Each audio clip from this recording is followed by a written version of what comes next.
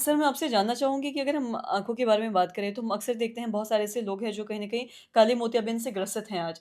मैं जानना चाहूँगी ये जो भी लोग हैं, ये कैसे इसको समझ सकते हैं ताकि ये आगे जाके कोई दिक्कत ना दे या इस बीमारी से वो ग्रसित ना हो? कुछ ऐसे शुरुआती लक्षण? देखिए, काला मोतियाबिंद के जो शुरुआती लक्षण काफ़ी कम होते हैं, ना के बराबर होते हैं। अगर किसी को लक्षण अगर दिखते हैं, तो बहुत हल्के से माइल्ड हेडेक हो सकते हैं या आँखों में भारीपन लगना होता है। तो इसका सबसे इम्पोर्टेंट है इसको पहचानें कैसे? जैसे मोस्टली जो होता है कि इसके लक्षण तो होते नहीं है, इसका एडवांस स्टेज जब बिल्कुल आपका ऑप्टिक नर्व डैमेज हो जाएगा, नस पूरी सूख जाएगी, उस समय आपको लक्षण दिखाई देगा कि आपको बिल्कुल दिखना बंद हो गया। तो सबसे पहले इसको पहचानना इज़ वेरी इंपॉर्टेंट। तो कैसे हम पहचानें इसको? देखिए, सबसे पहले है कि अगर आपकी उम्र 40 से पार हो गई है, आपकी आँख में चोट लगी हो कभी या मधुमेह नाम की बीमारी या हाइपरटेंशन नाम की बीमारी आपको है या परिवार में सबसे इम्पोर्टेंट है कि फैमिली में किसी को काला मोतियाबिंद हो। तो आप कैसे समझेंगे कि फैमिली में किसी को काला मोतियाबिंद है? जैसे किसी को अचानक रोशनी फैमिली में चली गई होगी या जिसका वजह पता नहीं चला हो, तो ऐसे लोगों को लगता है कि काला मोतियाबिंद की वजह से नज़र जाती है। और जो मोटा चश्मा लगाते हों, जिनकी आँखों पे मोटे चश्मे जिनको चढ़े हुए हैं, उनको रिस्क ज़्यादा है कि उनको काला मोतियाबिंद हो सकता है। तो ये 3-4 कैटेगरी ऐसी है जिसमें रिस्क हमें बताता है कि इनको काला मोतियाबिंद का रिस्क हो सकता है।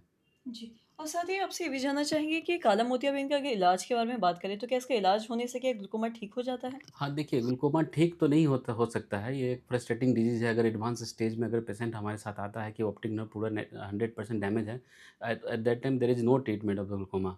लेकिन इनिशियली स्टेज में इसके काफ़ी अच्छे-अच्छे ट्रीटमेंट हैं। अगर माइल्ड से मॉडरेट ग्लूकोमा की बात करें, तो इसके काफ़ी एडवांस ट्रीटमेंट आ गए हैं, मेडिसिन भी काफ़ी अच्छी-अच्छी आ गई है, जिससे हम इसका प्रेशर कंट्रोल कर सकते हैं। नियो टेक्निक भी आ गए हैं, जैसे कि हम निडल गोनियोटोमी कर सकते हैं, जैसे हम स्टेंट भी लगा सकते हैं ग्लूकोमा के लिए, आँखों में एक छोटा सा स्टेंट आता है वो भी लगा सकते हैं जिससे प्रेशर कंट्रोल कर सकते हैं हम आँखों का। तो न्यूअर टेक्निक से हम ग्लूकोमा को कंट्रोल कर सकते हैं। ग्लूकोमा की क्योर नहीं है, इसको कंट्रोल करके हम अपना जो विज़न का जो एक्सपेक्टेंसी है वो हम बढ़ा सकते हैं। जी। और साथ ही मैं ये भी जानना चाहूँगी ग्लूकोमा में क्या किसी भी ऐज में किसी भी इंसान को में देखा जाता है, बच्चों में, बूढ़ों में और क्या किसी भी उम्र में हो सकता है ये? हाँ, देखिए अगर कंजेनाइटल हेरिडेटरी है तो कंजेनाइटल छोटे बच्चों में दिखा जाता है।